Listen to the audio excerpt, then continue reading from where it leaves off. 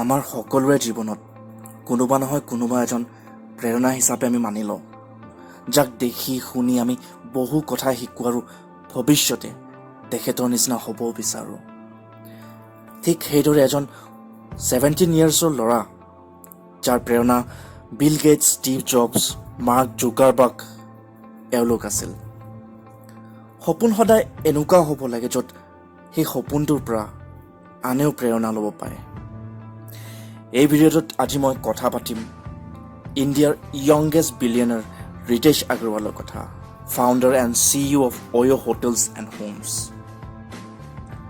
ৰিতেশ আগৰৱালৰ জন্ম 1993 চনৰ 16 নৱেম্বৰত উৰিষ্যাৰ ৰায়গড়ত হৈছিল।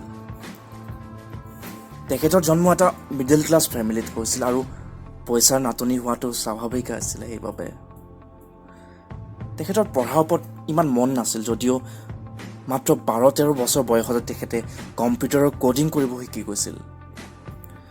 ক্লাছ 10লৈ ৰিতেশে চেক্ৰেড হাৰ্ট স্কুলত পঢ়িছিল। পাছত তেখেত Indian school of business and finance দিল্লীত এডমিশ্যন ল'লে।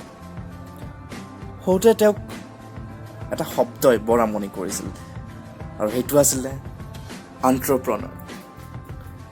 যেতিয়া ক'ৰবাত এণ্ট্ৰপ্ৰনাৰৰ মিটিং বা ছেমিনাৰ হৈছিল, তেখেত তাত উপস্থিত হৈ গৈছিলগৈ। ট্ৰেভেলিং কৰাৰ বহু চখ আছিল তেখেতৰ আৰু ইণ্ডিয়াৰ বহু ঠাইত তেওঁ ফুৰিব গৈছিল। কিন্তু তাতে তেওঁ মুখামুখি হৈছিল কিছুমান অসুবিধাৰ, হোটেল বিচাৰি পোৱাটোৰ বাবে।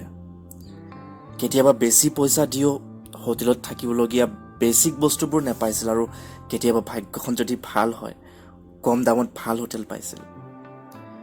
এনেকৈ ৰিতেশে মনত প্ৰথমবাৰৰ বাবে এণ্ট্ৰপ্ৰনাৰ এজনৰ জন্ম ল'লে।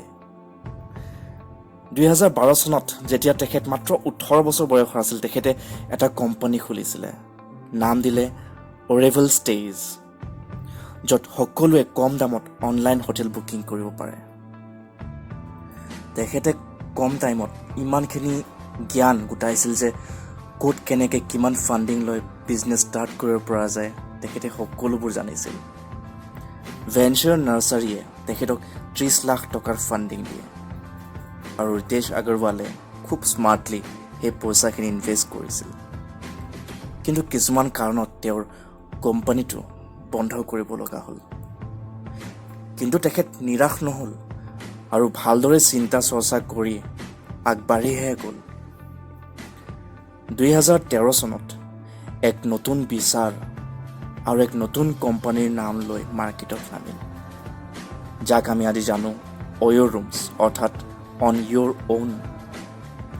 অয়' ৰুমছত লাগতিয়াল সকলো সুবিধা কম দামত নিজৰ কাষ্টমাৰসকলক প্ৰদান কৰিছিল তেখেতে। আৰু এইবোৰৰ পাছত তেখেতে ঘূৰি পাছফাললৈ কেতিয়াও নাচালে। 2014ত লাইট স্পীড ভেঞ্চাৰ পাৰ্টনাৰ্ছ আৰু DSG কনজিউমাৰ পাৰ্টনাৰে অয়' হোমছক 4 crore rupees ফাণ্ডিং দিছিলে। আজি অয়' এটা টপ ব্ৰেণ্ড হয়, কেৱল ইণ্ডিয়াতে নহয়, অয়' China, Malaysia, Nepal, UK, Saudi Arab, Philippines, Indonesia, Japan এই সকলোবোৰ কভাৰ কৰিছে।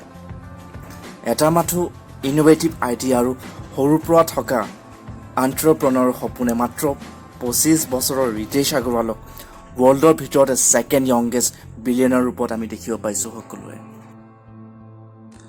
সপোন চোৱাৰ কোনো বয়স নাই, কিন্তু নিজৰ সপোনটোক সঁচা কৰিবৰ বাবে আজি এতিয়াৰ পৰাই আৰম্ভ কৰক। নিজৰ সপোনবোৰক আগুৱাই নিয়াৰ সেই পথবোৰ বিচাৰি লওক আজিয়ে। মই ধীৰজ আকৌ আহিম কিছুমান নতুন ইণ্টাৰেষ্টিং ভিডিঅ' লৈ। মোৰ ভিডিঅ'টো যদি ভাল পালে প্লিজ লাইক আৰু শ্বেয়াৰ কৰিব নাপাহৰিব, কাৰণ আপোনাৰ এটা লাইক আৰু শ্বেয়াৰে মোক প্ৰেৰণা দিব আগলৈও এনেদৰে ভিডিঅ' বনাই থাকিবলৈ।